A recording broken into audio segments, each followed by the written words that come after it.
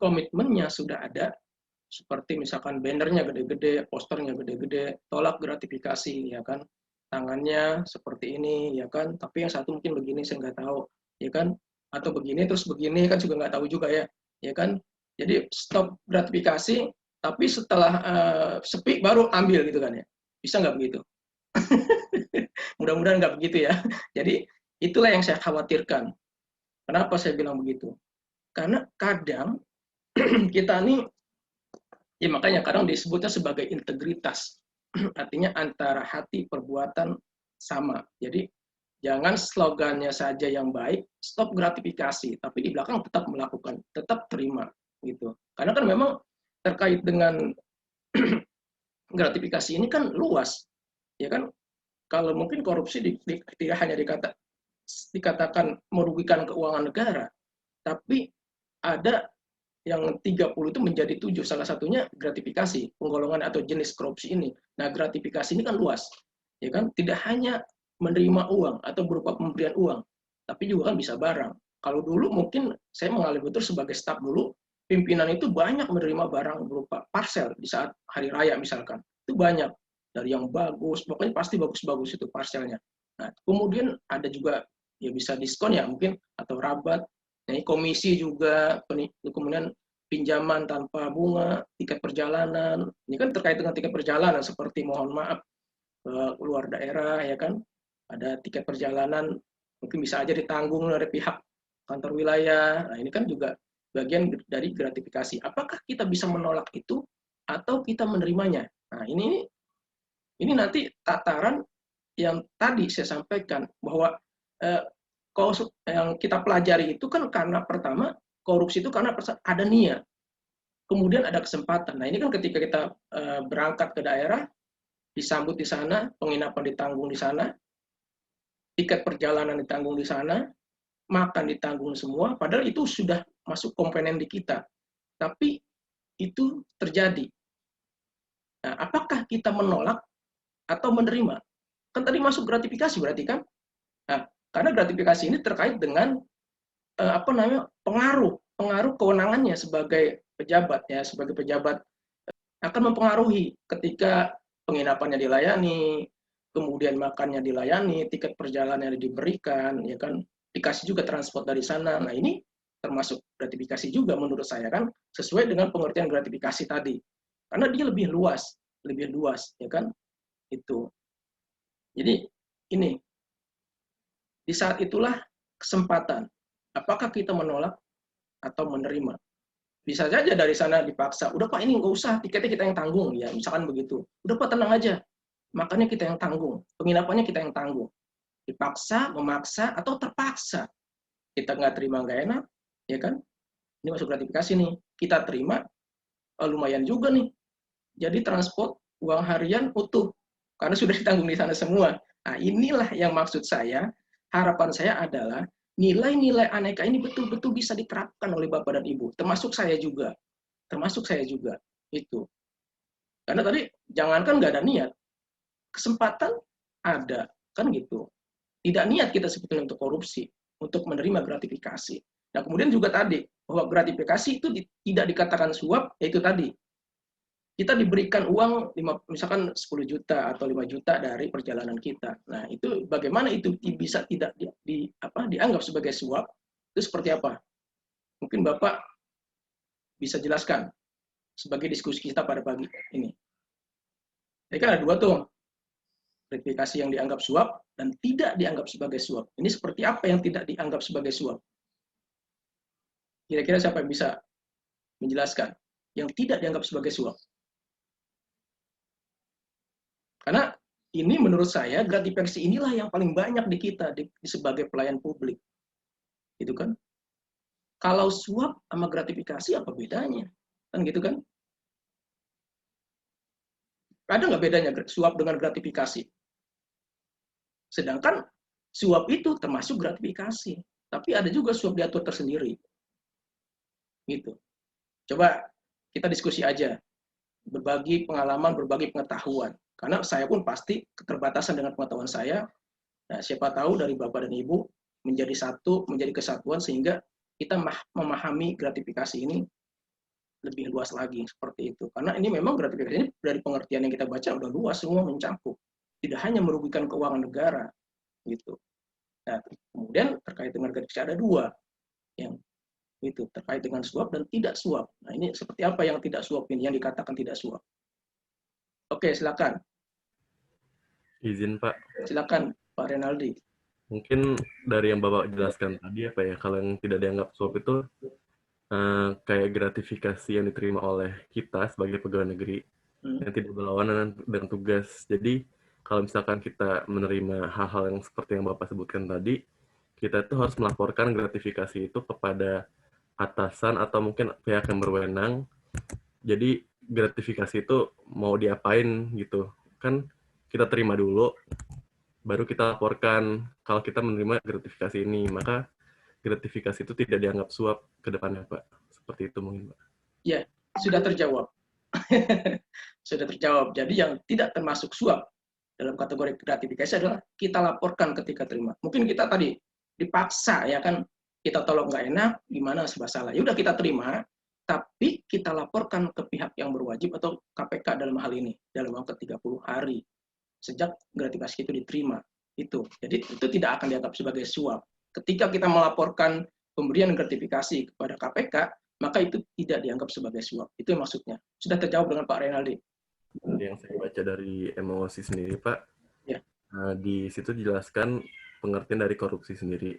Kalau korupsi sendiri berasal dari bahasa Latin, yaitu corruptio dan corruptus, yang berarti perbuatan yang tidak baik, buruk, dapat disuap, dan tidak bermoral. Sedangkan tindak pidana korupsi sendiri berarti tindakan melanggar hukum yang dilakukan secara sengaja maupun tidak sengaja oleh seseorang atau sekelompok orang yang dapat dipertanggungjawabkan oleh peraturan perundang-undangan. Nah, peraturan perundang-undangannya sendiri ada Undang-Undang Nomor 31 Tahun 1999 tentang pemberantasan tindak pidana korupsi, bahwa korupsi adalah tindakan melawan hukum dengan melakukan perbuatan memperkaya diri sendiri atau orang lain atau suatu korporasi yang dapat merugikan keuangan negara atau perekonomian negara.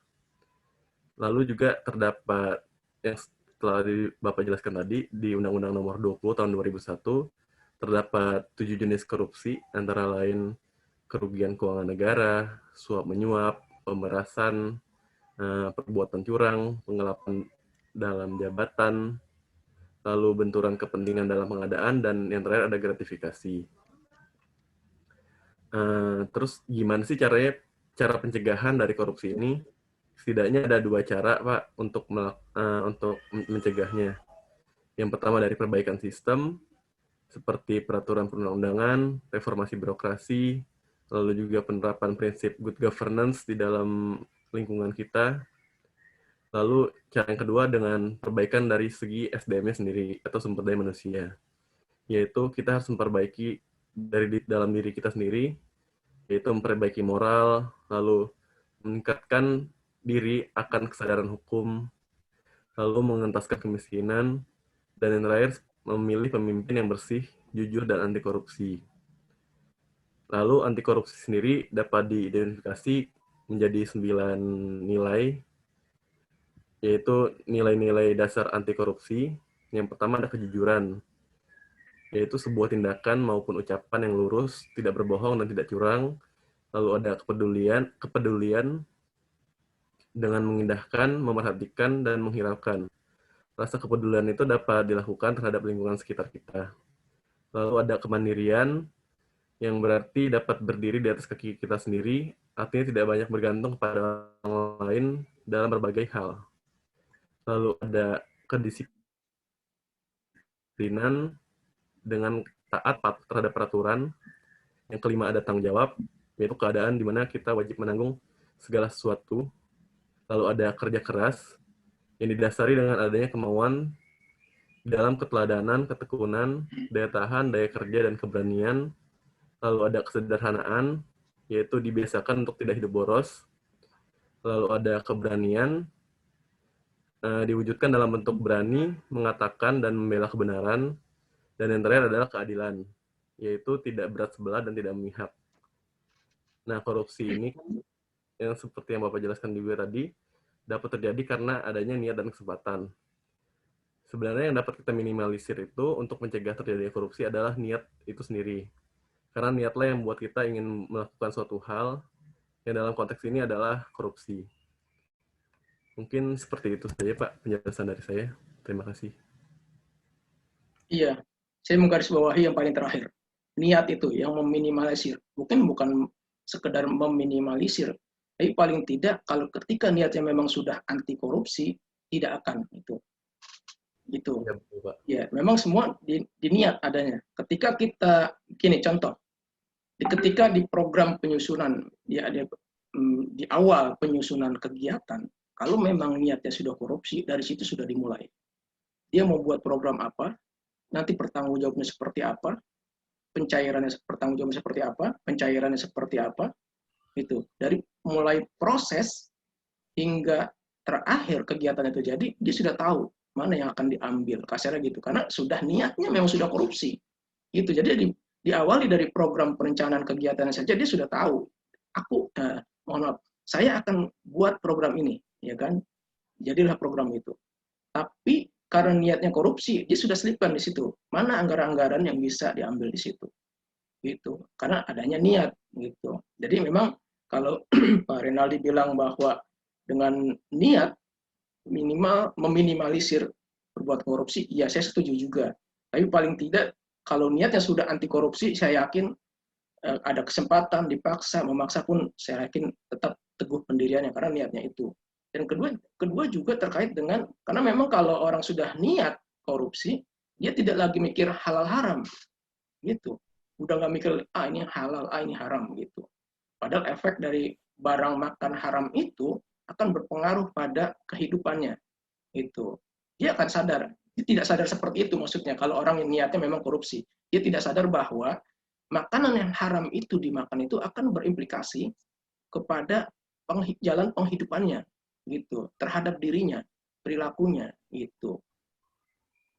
Makanya saya bilang tadi, sudah awali dengan niat tidak atau anti korupsi, itu anti korupsi, karena memang selain niat kesempatan, selain kesempatan ada paksaan, dipaksa atau memaksa korupsi ini kan gitu, jalan apapun dilakukan, yang penting uang ini bisa ke saya, nah gitu kan, pertanggungjawaban bisa diatur secara fiktif, perusahaan bisa diajak kerjasama untuk sebagai bahan pertanggungjawaban, semuanya bisa dilakukan. Kenapa ya? Karena udah niat, gitu. Jadi apapun dilakukan. Ya mudah-mudahan saya berharap berkali-kali saya sampaikan bahwa yang penting adalah nilai-nilai agenda ini Bapak dan Ibu termasuk saya bisa kita aktualisasikan. Itu. Izin menambahkan, Pak. Silakan, Bu Nadila. Iya Pak, sedikit sharing tentang informasi yang saya peroleh mengenai anti korupsi. Tindak pidana korupsi sendiri itu diartikan sebagai setiap perbuatan yang dilakukan melawan hukum untuk memperkaya diri sendiri atau korporasi yang menyebabkan kerugian terhadap negara dan perekonomian negara. Sedikit sharing Pak, saya teringat akan apa yang pernah disampaikan oleh Bapak Wakil Menteri Hukum dan HAM, Bapak Edward Omar Syarif. Beliau mengatakan bahwa kita sebetulnya perlu melakukan perubahan pikiran, perubahan pemikiran atau mindset, bukan hanya terhadap aparat penegak hukum, melainkan juga masyarakat secara luas terhadap pandangan bahwa kalau keberhasilan penegakan hukum itu dilihat dari seberapa banyaknya kasus yang diungkapkan. Akan tetapi dalam konteks penegakan hukum modern, keberhasilan dari penegakan hukum itu justru dilihat dari bagaimana kita melakukan pencegahan agar tidak terjadinya tindakan kejahatan. Nah, dalam konteks anti korupsi ini, saya melihat bahwa yang paling memiliki peranan penting untuk melakukan pencegahan korupsi itu adalah setiap individu.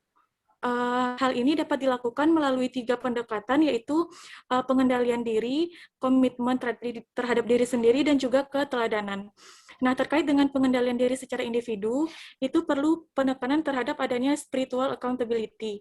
Artinya, kita sebagai manusia harus paham bahwa kita hidup ini memiliki tujuan, dan nanti apa yang kita lakukan dalam hidup itu akan dipertanggungjawabkan kepada Tuhan Yang Maha Esa.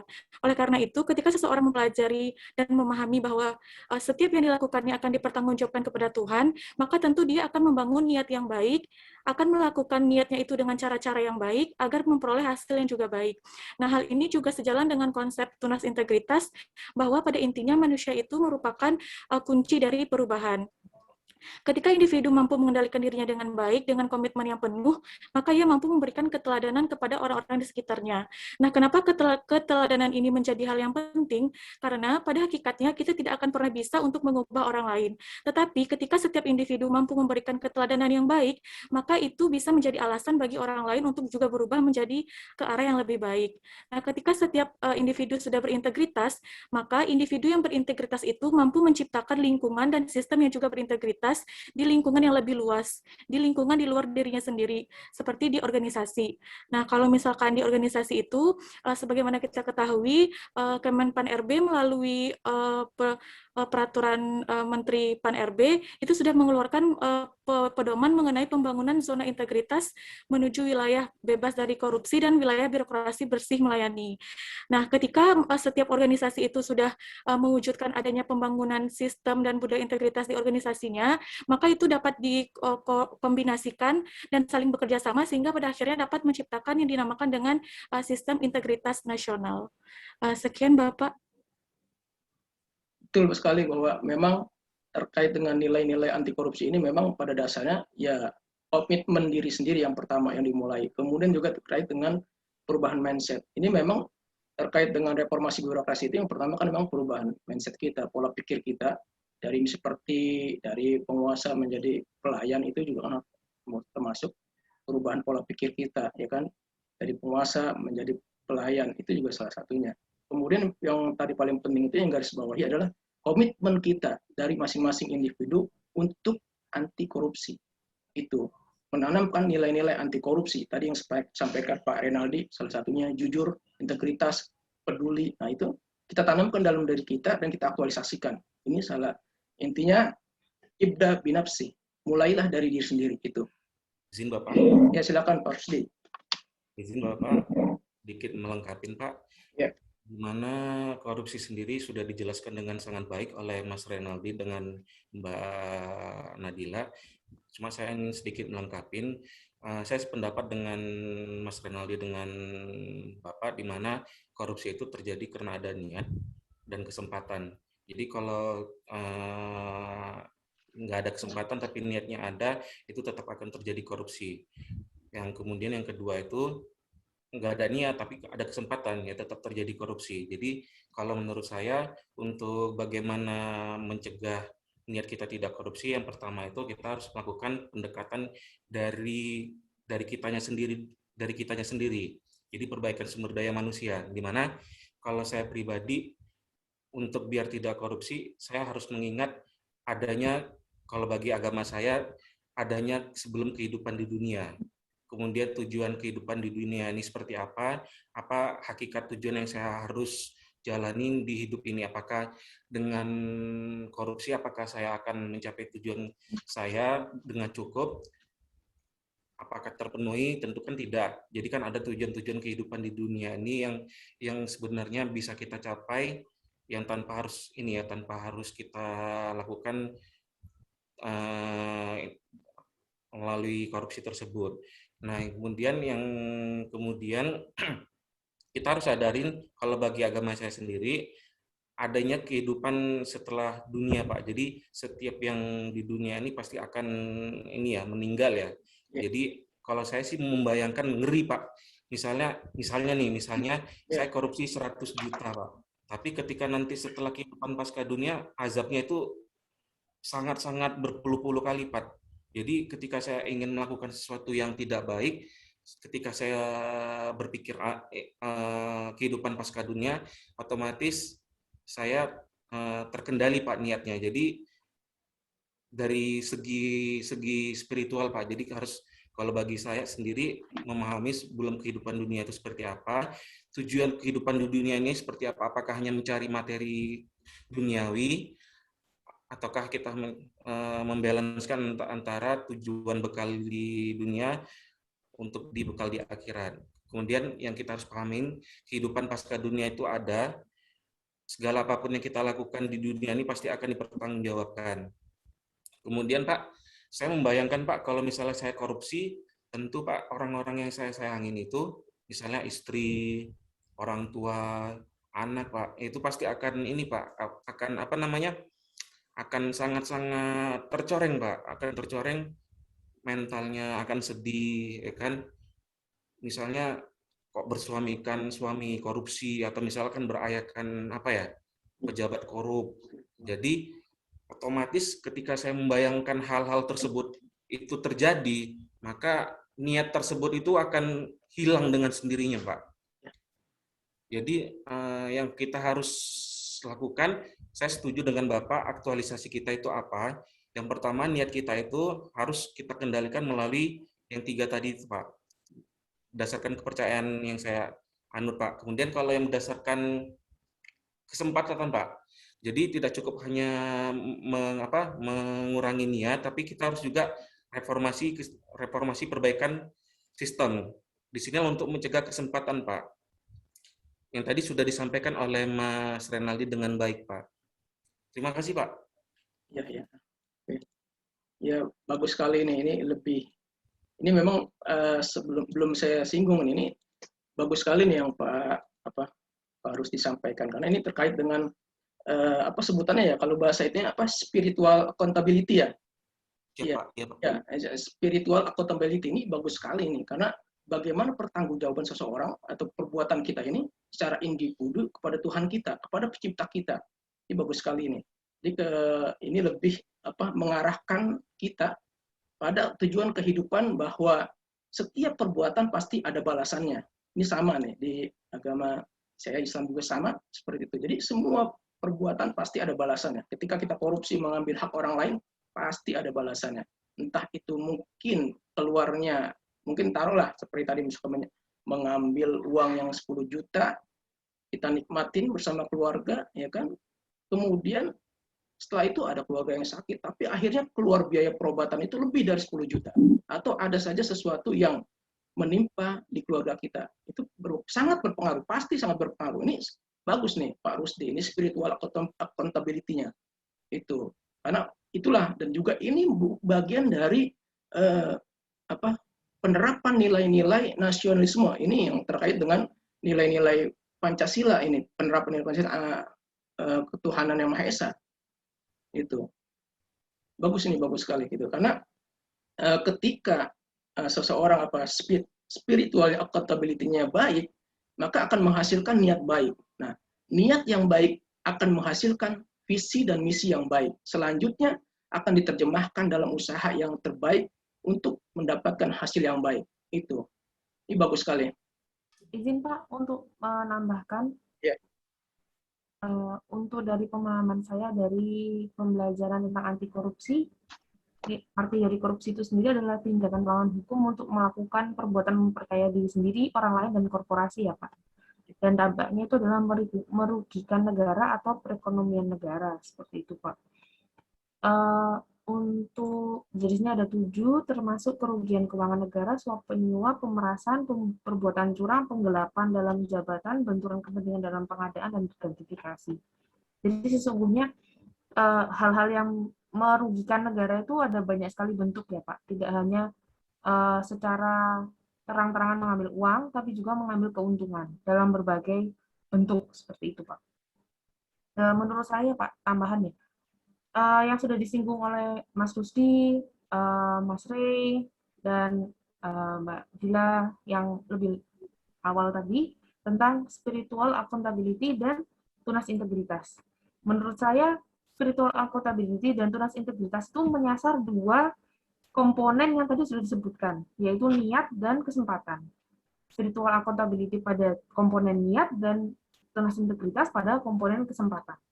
Untuk meminimalisir kesempatan terjadinya korupsi, tunas integritas membantu untuk menutupi kesempatan-kesempatan yang ada dengan mungkin memberikan SOP anti penyuapan atau SOP pelaporan apabila diberikan gratifikasi dan lain sebagainya.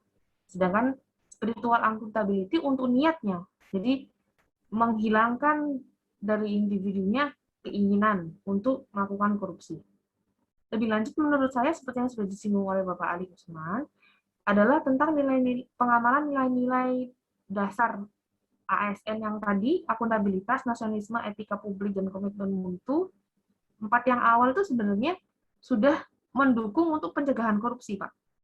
Akuntabilitas sesungguhnya kalau orang akuntabel mempertanggungjawabkan pekerjaannya, jelasnya tidak bisa korupsi. Begitu juga dengan nasionalisme. Nasionalisme di dalamnya terkandung nilai-nilai pengamalan Pancasila. Sudah jelas kalau orang tenggang rasa, kalau orang meyakini kesejahteraan umum bagi seluruh rakyat Indonesia, tidak mau untuk melakukan korupsi seperti itu, Pak. Menurut saya seperti itu. Jadi sesungguhnya ini semua saling keterkaitan. Kalau ada orang yang mengamalkan aneka, pasti mengamalkan Pancasila. Kalau pasti mengamalkan Pancasila, pasti ada spiritual accountability-nya dan juga mau untuk tergabung dalam tunas integritas. Seperti itu, Pak, menurut saya. Terima kasih. Jadi betul sekali yang disampaikan Bu Rati, dan saya juga sering menyampaikan bahwa nilai-nilai agenda ini harus bisa diaktualisasikan. Seperti 1-4 tadi, dari akuntabilitas sampai dengan nasionalisme, etika publik, komitmen ini sebetulnya sudah mencegah kita melakukan korupsi kalau itu diaktualisasikan. Itu kalau diaktualisasikan. Tapi kalau tidak, ya selesai juga. Makanya saya berkali-kali berulang-ulang menyampaikan agar ini tertanam di pikiran kita masing-masing, kita aktualisasikan nilai-nilai agenda 2 itu. Itu yang paling penting. Dan saya catat di Bu Rati tadi, yang paling penting adalah hilangkan keinginan untuk melakukan korupsi. Iya, jadi kembali ke niatnya lagi. Oke, itu aja. Jadi kita hilangkan, kalau ada niat korupsi, kita hilangkan. Kita ingat keluarga kita, istri kita. Pak Rusdi sudah menyampaikan tadi. Ya, udah jelas. Ya kan, jangan sampai kita mengasih barang yang haram untuk anak. Ya kan? Apalagi mungkin kalau yang berkeluarga mungkin bisa juga mengirimkan uang untuk orang tuanya.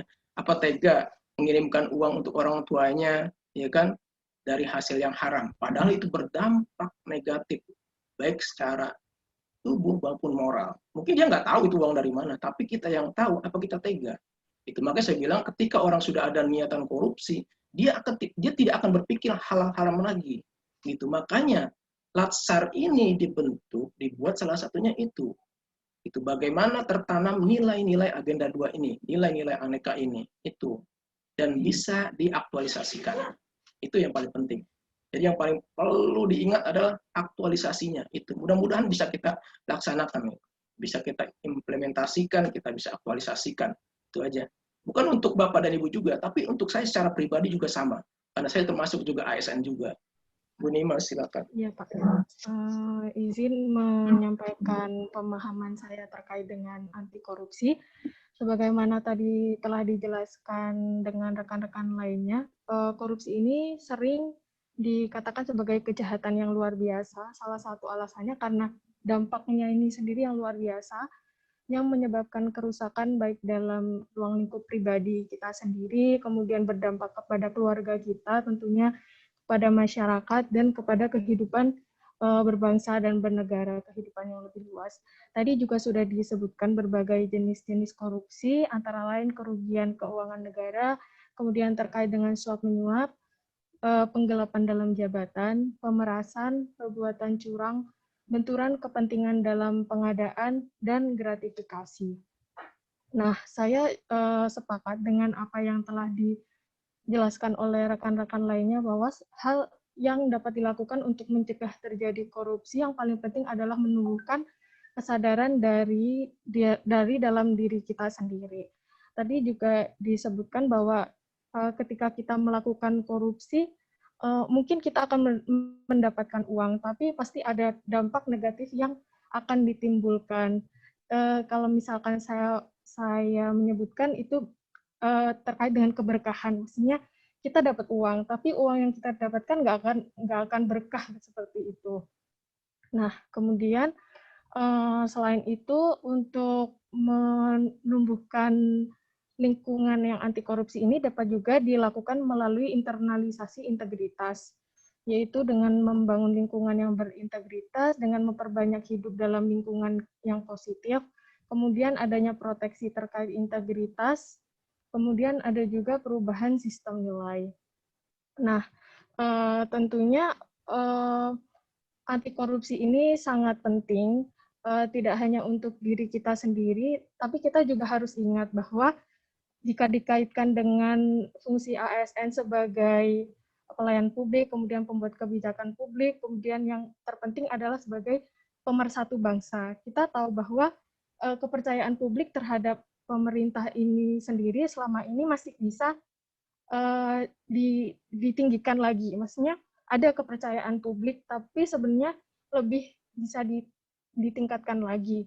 Apabila kita melakukan korupsi, itu berdampak juga kepada kepercayaan publik terhadap pemerintah nantinya. Jadi berdampak kepada kita, berdampak kepada keluarga kita, berdampak kepada masyarakat, seperti itu. Nah, untuk pelaksanaannya, ya berarti kita harus, kan undang-undang terkait korupsi udah ada, peraturan-peraturan yang terkait integritas juga sudah ada. Jadi kita harus mematuhi dan menegakkan peraturan yang sudah ada tersebut, seperti itu. Kemudian juga dalam pelaksanaan tugas kita tidak boleh berharap atas imbalan apapun. Jadi kita harus tulus dalam bekerja sebagai pelayan publik, tidak menerima suap, tidak menerima imbalan, seperti itu. Demikian Pak pemahaman saya terkait anti korupsi. Iya, memang betul sekali yang disampaikan Bu Nimas. Terkait dengan korupsi ini, memang aturannya sudah ada, ya kan sudah jelas. Tapi kenapa kok masih ada orang yang korupsi? Ya, aturan sudah jelas, sudah jauh-jauh dibuat tahun 1999 sebelum perubahan. Tapi setelah itu sampai sekarang pun masih ada korupsi dan pelakunya bukan orang miskin, ya kan? Bukan orang miskin. Artinya dia secara ekonomi berlimpah, kebutuhannya tercukupi, lebih dari itu bahkan. Tapi dia masih melakukan korupsi. Ini yang salah apanya sih, gitu kan? Aturannya sudah ada, ya kan? Kalau Bu Nimas menyampaikan kesadaran dari diri sendiri dulu dimulai, ya betul. Kita sadar untuk tidak melakukan korupsi. Nah, tapi untuk sebagian orang yang seperti saya sampaikan tadi, sampai saat ini pun masih ada yang korupsi, padahal aturannya sudah ada. Nah, ini apa kira-kira nih penyebabnya? Izin Pak. Ya, silakan. Jadi kembali lagi seperti apa yang sudah disampaikan teman-teman. Jadi peraturan memang sudah ada, gitu. Sanksi sudah ada. Cuman kembali lagi adanya kesempatan dan kemudian niat lagi, kembali lagi ke niat ya, karena orang tersebut memang sudah niat untuk korupsi gitu. Jadi meskipun nabrak peraturan, ya sudah, mungkin selama tidak akan ketahuan, mungkin ya dia akan terus melaksanakan gitu. Jadi balik lagi ke niat itu sendiri Pak, menurut saya. Betul sekali. Dan jangan lupa satu penyebabnya, apa? Keserakahan. Ini, sifat inilah yang membuat orang, yaitu akhirnya, dia sudah mendapatkan mobilnya 2, bagus semua, ya kan, kualitasnya bagus, semua bagus, rumahnya di mana-mana. Tapi karena memang dasarnya ada niat, kemudian yang kedua, serakahnya ini. Karena kalau sudah serakah itu, wah susah. Karena yang korupsi itu terkait dengan memperkaya diri sendiri kan, padahal dia udah punya 2 gunung, tapi dia pengen beli 1 gunung lagi, pengen punya gunung lagi yang lain, pengen punya rumah lagi yang lain, pengen punya mobil yang mungkin lebih lagi dari yang saat itu dia punya. Akhirnya, ya kalau misalkan kita mungkin keberkahannya nggak ada, mungkin seperti itu kalau kita sadar. Seperti Pak Rusdi tadi sampaikan Pak Rusdi, ya kan, terkait dengan hubungan kita dengan Tuhan kita, pencipta kita. Karena setiap perbuatan kita pasti akan kita pertanggungjawabkan setelah kehidupan dunia. Itu sadar. Orang tinggi accountability-nya itu dia akan sadar dan tidak akan mau korupsi. Tapi untuk orang-orang yang serakah, ya kan, tidak ada niat, nggak ada niat pun akan sama saja gitu. Itu karena asalnya sudah serakah itu. Gitu. Akhirnya ketika punya sifat serakah maka timbullah niat. Bukan mencari, bukan karena ada kesempatan, tapi dicari-cari kesempatan. Itu. Kemudian juga ya terkait dampak ya kita udah tahu semua ya, ada dampak korupsi ya. Udah dampak korupsi jelas pasti terkait, kalau dikaitkan dengan materi kita komitmen mutu, kalau terjadi korupsi pasti mutunya rusak, standarnya rusak, ya kan, kualitasnya rusak. Karena apa? Karena ada korupsi. Itu komitmennya baik, membuat jalan penyeberangan di suatu daerah, penyeberangan sungai, penyeberangan sungai. Karena di situ ada korupsi di tataran pelaksanaannya, ya sudah, akhirnya jembatannya gampang mudah roboh, kualitasnya juga nggak tahu. Nah, ini terkait dengan mutunya akhirnya. Ini terkait dengan mutu. Ada korupsi, kebijakannya bagus, komitmennya bagus, membuat jalur penyeberangan sungai di suatu daerah, tapi di tataran pelaksanaan terjadi korupsi, maka semennya pun yang seharusnya tadi 10 sak dikurangin 5 sak. Besi yang seharusnya mungkin membutuhkan 15 besi dikurangi jadi cuma 10 besi. Ya, ini karena apa? Karena ada korupsi. Itu pasti akan berakibat kepada mutunya. Itu. Makanya tadi Bu Nadila ya, Bu Nadila tadi ya menyampaikan ketika kita sudah mengaktualisasikan 4 nilai akuntabilitas, ya kan, nasionalisme, etika publik dan komitmen mutu, maka secara otomatis akan tidak akan korupsi karena di situ sudah ada yang namanya akuntabilitas, bahwa semua perbuatan kita, sikap kita, pekerjaan kita baik secara individu maupun secara kelompok atau instansi bisa dipertanggungjawabkan. Itu ketika menerapkan 4 itu, mengatur 4 itu tidak akan terjadi korupsi. Iya, mudah-mudahan bisa diaktualisasikan. Itu 11.45. Oke, ada lagi? Izin Pak. Ya, silakan. Nah, ini sepemahaman saya terkait anti korupsi, baik dari modul dan dari memperhatikan sekitar. Seperti yang telah dijelaskan teman-teman tadi, bahwa spiritual accountability ini akan berbanding lurus dengan kesadaran anti korupsi.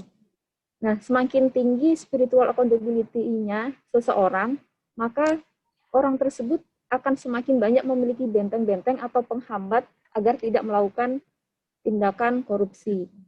Nah, seperti yang sudah saya jelaskan di awal paparan tadi juga, saya menjelaskan tentang bahwa pencegahan atau penanganan korupsi itu bisa dilakukan melalui represif dan preventif. Represifnya ya melalui penindakan, dihukum kalau ada yang melakukan korupsi. Nah, preventifnya, upaya pencegahannya itu melalui, kalau di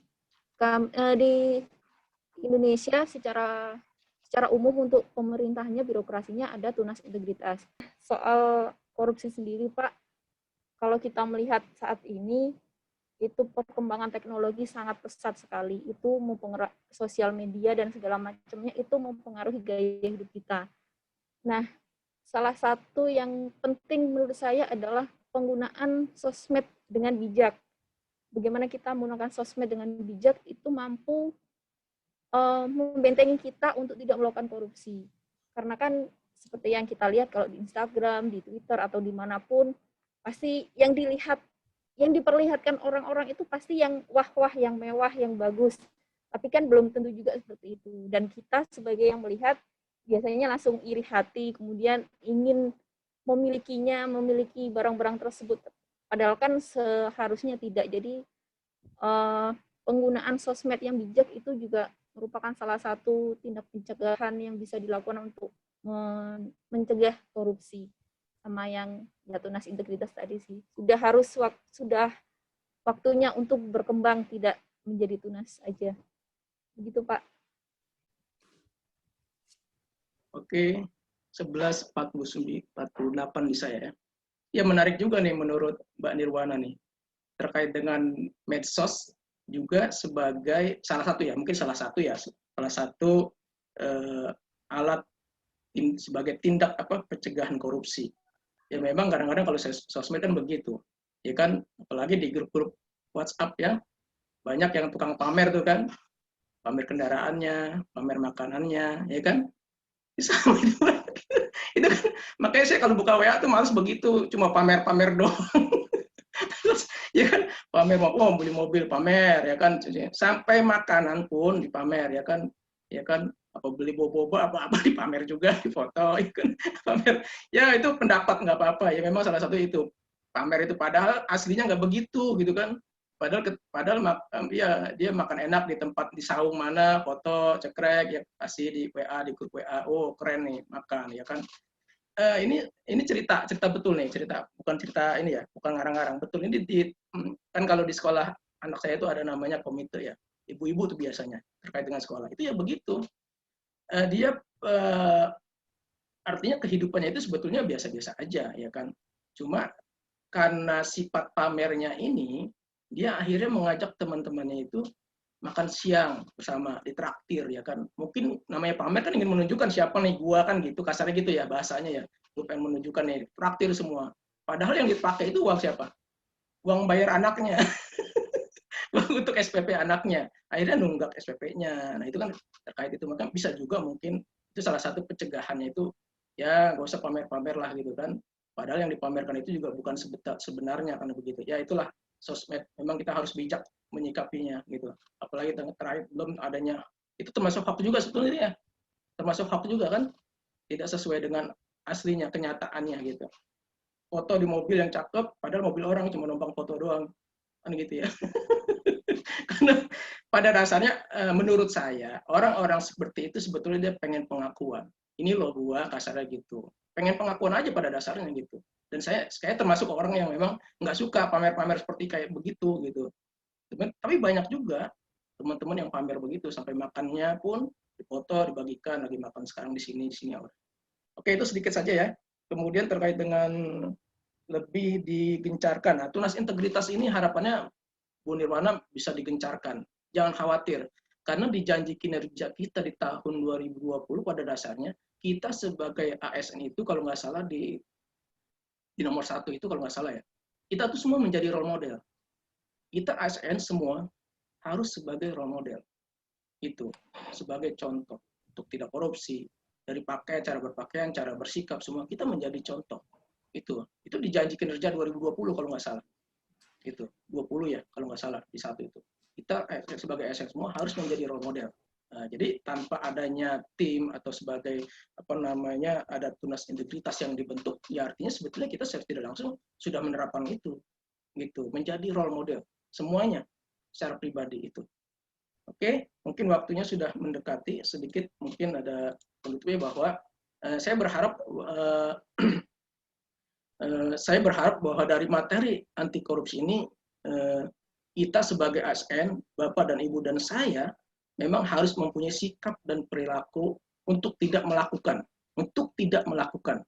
maupun mendukung dalam upaya untuk merugikan keuangan negara dan perekonomian negara. Dengan kata lain, yaitu tadi anti korupsi. Jadi anti korupsi ini merupakan sikap kita sebagai ASN dalam menentang adanya praktek korupsi. Jadi ketika kita menyatakan kita sebagai anti korupsi, maka itulah sikap kita sebagai ASN dalam menentang adanya praktek korupsi itu. Dan yang paling penting adalah jangan sampai ada niatan sedikit pun dalam hati kita sebagai ASN untuk melakukan korupsi. Ingat, Pak Rusdi sudah menyampaikan bahwa apa yang kita lakukan itu akan mendapatkan pertanggungjawaban di akhirat nanti, di akhir setelah dunia. Karena kalau sudah ada niat, maka cara apapun akan dilakukan dan tidak lagi memperdulikan halal dan haram ini. Jadi kembali ke niat. Oleh karena itu, sebagai implementasi, sebagai aktualisasi nilai-nilai anti korupsi, KPK sendiri bersama dengan para pakar telah melakukan identifikasi berupa nilai-nilai dasar anti korupsi seperti jujur, peduli, mandiri, disiplin, tanggung jawab, kerja keras, sederhana, berani, dan adil. Ini nilai-nilai dasar anti korupsi yang harus kita miliki dan harus kita aktualisasikan. Jadi kembali ke nilai-nilai anti korupsi inilah yang harus kita aktualisasikan dalam pelaksanaan tugas kita sebagai ASN, yaitu sebagai fungsi kita sebagai ASN yaitu sebagai pelaksana kebijakan publik, sebagai pelayan publik, dan sebagai perekat dan pemersatu bangsa. Ini jadi nilai-nilai anti korupsi itu harus kita aktualisasikan.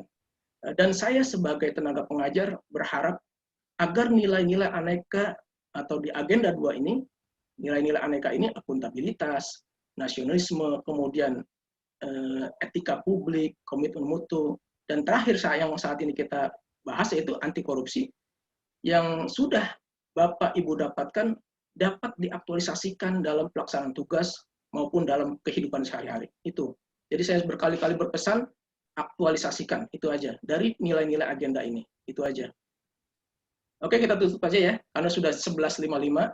Jadi dari saya secara pribadi, saya mohon maaf selama mungkin memberikan materi atau mendampingi Bapak Ibu dalam pendalaman dan penguatan nilai-nilai agenda 2 ini banyak terdapat kekurangan karena memang kekurangan itu adalah keterbatasan pengetahuan saya, dan paling tidak saya berharap dari nilai-nilai agenda 2 ini, nilai-nilai aneka ini, Bapak dan Ibu serta saya secara pribadi kita bisa aktualisasikan. Itu yang berkali-kali saya sampaikan. Mohon maaf ya kalau banyak kekurangan. Terima kasih. Wassalamualaikum warahmatullahi wabarakatuh. Silakan Pak Rusdi, mungkin mau ditunggu. Atau ada yang disampaikan? Cukup ya? Cukup. Oke, silakan kalau memang cukup, tidak ada yang didiskusikan lagi, tidak ada yang didiskusikan lagi, ditutup saja Pak Rusdi. Silakan.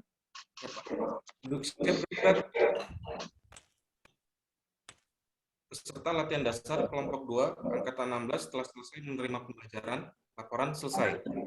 Silakan bubarkan. Bubarkan. Untuk mengakhiri kegiatan hari ini, marilah kita berdoa menurut agama dan kepercayaan masing-masing. Doa dimulai. Doa selesai. Istirahat di tempat. Gerak.